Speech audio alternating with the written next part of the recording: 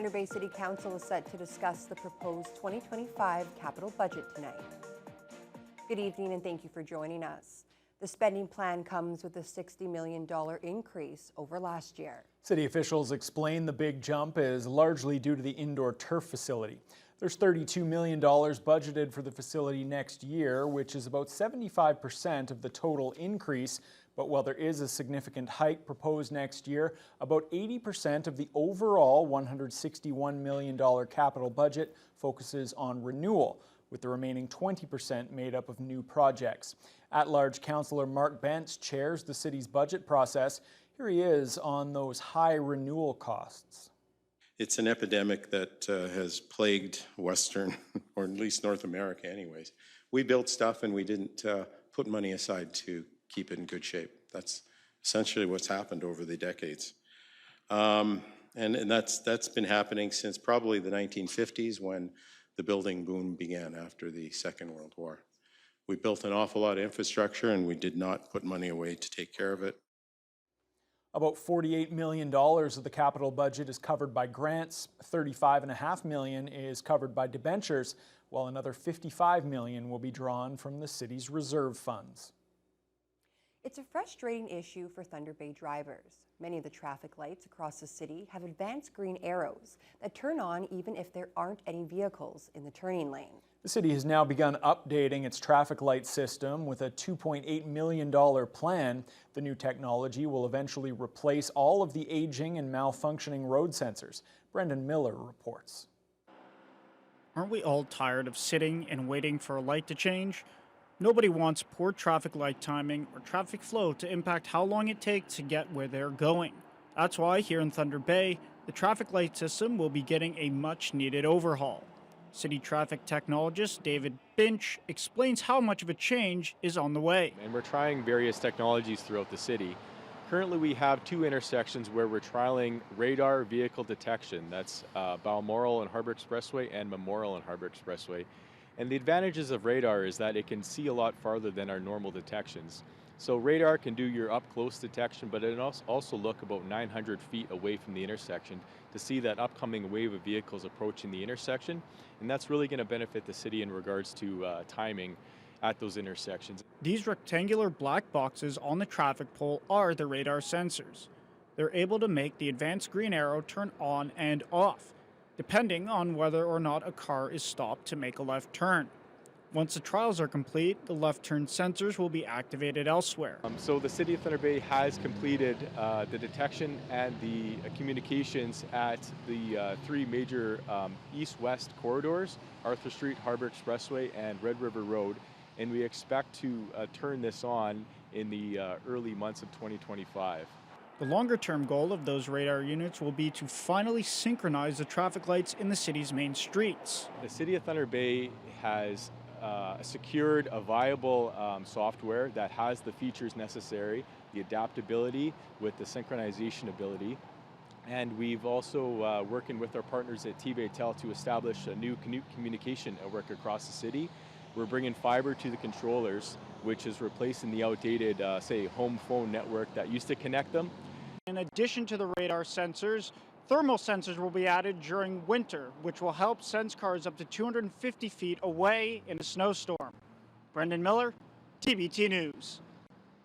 Sewer and water crews are working to resolve a sewage overflow that's causing a real stink in Northwood.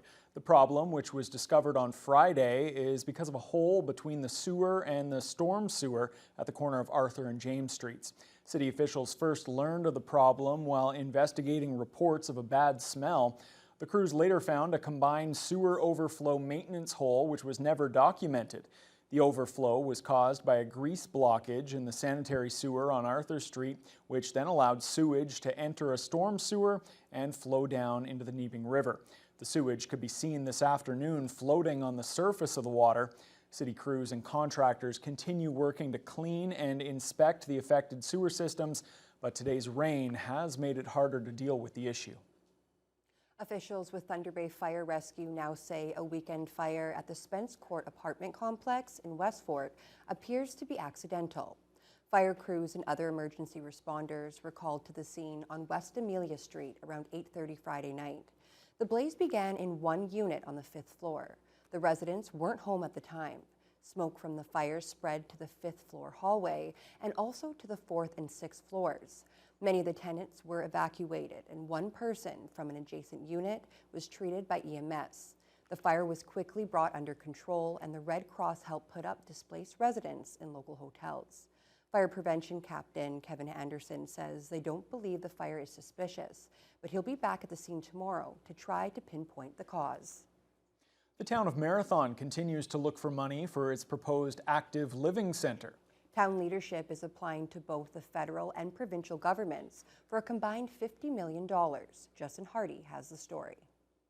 The current estimated build price for Marathon's planned active living center is $77 million. The 100,000 square foot facility is planned to contain an ice rink, 2 swimming pools, a bowling alley, and outdoor pickleball and basketball courts. 2 nearby First Nations have invested a combined $1.5 million into the build, and now Marathon is seeking $15 million from the provincial government and $35 million from Ottawa. Mayor Rick Dumas says the support from surrounding communities is a big help in the application process. Once we got that announcement, we submitted the federal level. We're going to be submitting the provincial level funding sometime this week. We're just finalizing the last little bit of the wording on the application. So we hope to hear back soon over the next month or two in regards to that. But council did on October 30th approve this to go to tender on January 2025. Marathon's active living center will be replacing and centralizing a few of the town's existing amenities, all of which were also utilized by nearby communities. Marathon leadership has been working closely with both of their provincial and federal representatives. Thunder Bay Superior North MP Patty Haidu says she's been working with Dumas on potential pathways to getting some of that shortfall covered through federal investment. The most likely pathway will be through the Infrastructure Canada funds.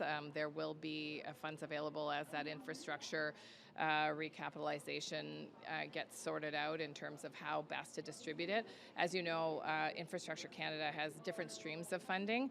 The majority of their funding is actually shared through provinces and territories who then prioritize projects. The current $77 million figure is an estimate, and the town won't know what the actual price will be closer to until it goes to tender. Dumas says should the cost be more than what the town can gather, they may have to take another look at their plans for the facility. What do? Do we scale it back and say, okay, we just need to build a new arena? Or do we need to just build an arena and pool? So that's the kind of stuff we talked about. We're hoping not to have to go there. We're hoping that with the recognition of the importance of this facility for the well-being and health and lifestyle of our communities, that the governments will recognize that. The programs are in place. We believe that we merit enough attention within the programs to deserve the funding models that we're asking the government for. If Marathon gets the money it's asking for and the tender package comes in within the planned budget, construction could begin in the spring of 2025 with an estimated opening in early 2028. Justin Hardy, TBT News. More details may be emerging about the firing of Anishinaabe-Aski Police Chief Roland Morrison. The NAPS board announced the termination on Friday, 6 months after he was suspended due to a misconduct investigation. Morrison served as NAPS chief since 2019. The internal probe into his conduct recently concluded and led to Morrison's termination. No details about the nature of the misconduct were ever made public by NAPS or the board. But local lawyer Chantel Bryson alleges it all stems from a human rights complaint filed against Morrison and NAPS. Bryson declined a TV interview today, but in a post on social media, she says her client was an accountant working for NAPS and was fired by Morrison because she raised allegations of financial impropriety with NAPS leadership. Bryson also claims the OPP are carrying out an external probe regarding the allegations. Nobody from OVP or NAPS responded to inquiries from TBT News today. A number of issues are up for discussion at Queen's Park this week.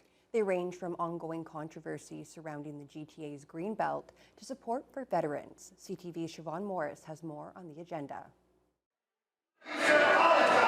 Order. An old scandal, but tensions are still strong around the removal of land from the Greenbelt, how the plan was pulled together behind the scenes. Back in focus is Ryan Amato, ex-chief of staff to the then Minister of Housing. There are ongoing questions about his use of private email to carry out government business. Everything points to the use of personal emails to get around FOI requests. Amato even infamously asked in a handwritten note, "Is this FOIable?" Amato resigned in the summer of 2023 as the Greenbelt plan unraveled. The government says it will do what it can to get him to turn records over. We have zero tolerance for any wrongdoing and expect anyone involved in the decision-making about the Greenbelt lands Position to side, come to order. the letter of the law.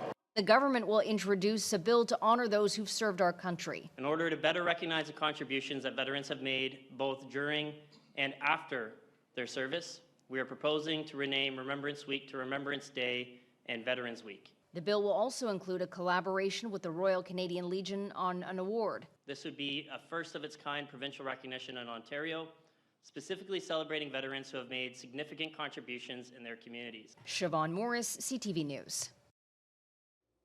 November is National Diabetes Month. To mark the occasion, the Mattawa Health Cooperative joined forces with St. Joseph's Foundation to host a fundraising walk yesterday at Intercity Shopping Centre. The walk raised awareness and money to support people living with diabetes and to help reduce the number of amputations because of the disease.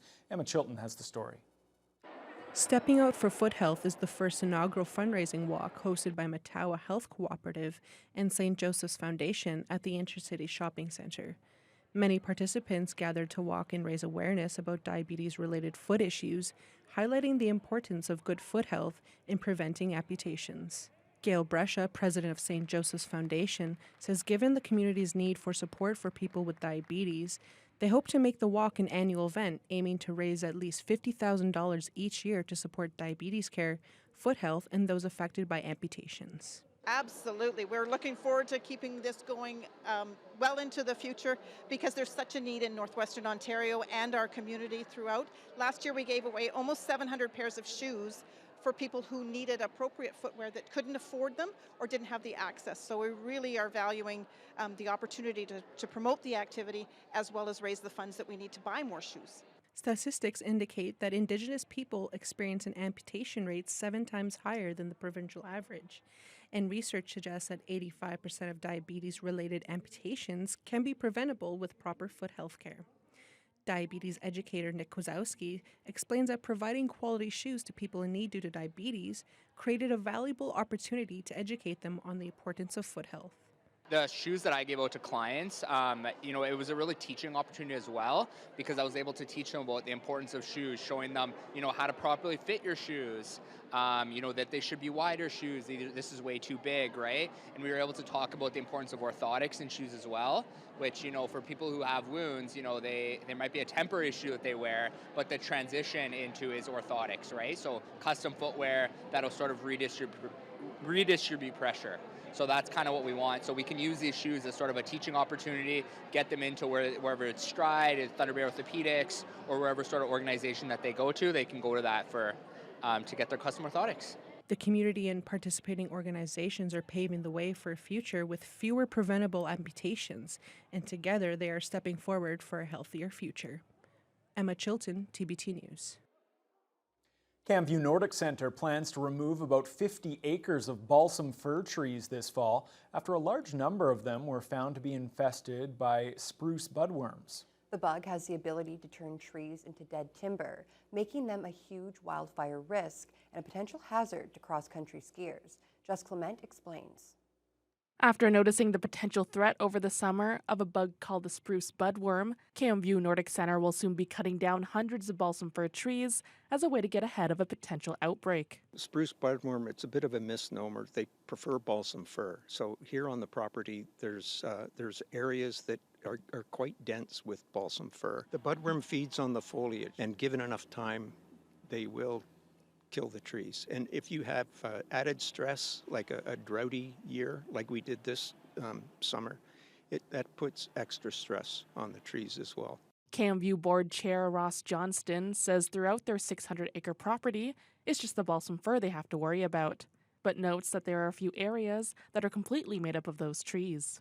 He says they've already had trees starting to fall down and adds that they're also worried about the wildfire risks. The risk or the threat with dead balsam fir is fire. And so we're adjacent to Mount Forest.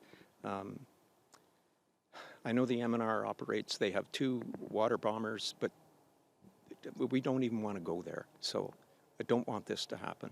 Johnston expects the process to take about 3 weeks. After removing the affected trees, Camview will be replacing them next spring with species that are less vulnerable to the budworm. Quite diverse species as well. So range from yellow birch, white birch, sugar maple, red maple, black spruce, jack pine, just a real mixture. Jessica Clement, TBT News. Two longtime friends from Thunder Bay have won $1 million on the Lotto 649 prize in a recent gold ball draw. Daniel Kuko and Warner Mott have been friends for 30 years and were once co-workers. They've been playing the lottery together as a way to stay in touch, and the pair hit it big in the September 4th draw. Mott says he plans to share his $500,000 with his child, do some work around the house, and enjoy a vacation. Kuko intends to retire, share the winnings with his children, pay some bills, and travel as well. The winning ticket was purchased at the Circle K on Hodder Avenue.